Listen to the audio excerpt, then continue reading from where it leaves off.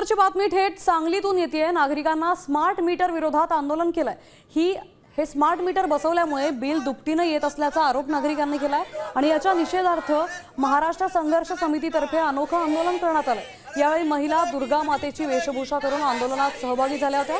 तर सांगलीच्या महावितरण कार्यालयासमोर हे आंदोलन करण्यात आलंय। स्मार्ट मीटर बसवण्याचं थांबवलं नाही तर घरोघरी जाऊन स्मार्ट मीटर फोडून टाकू असा इशारा आंदोलकांनी दिलाय।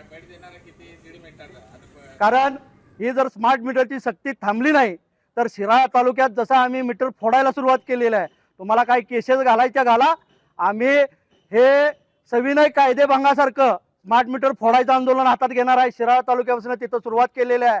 सगळ्या सांगली जिल्ह्यामध्ये जिथं स्मार्ट मीटर दिसाल तिथं आम्ही ते फोडणार। डबल टिबल बिलं या लागलेले आहेत।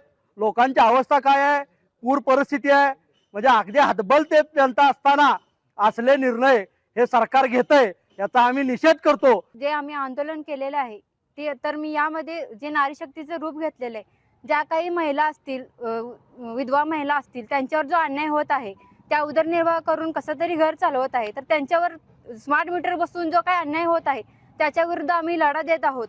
जर यांनी जर स्मार्ट मीटर नाही काढलं तर आम्ही जो इशारा दिला आहे तो अंमलात आणू।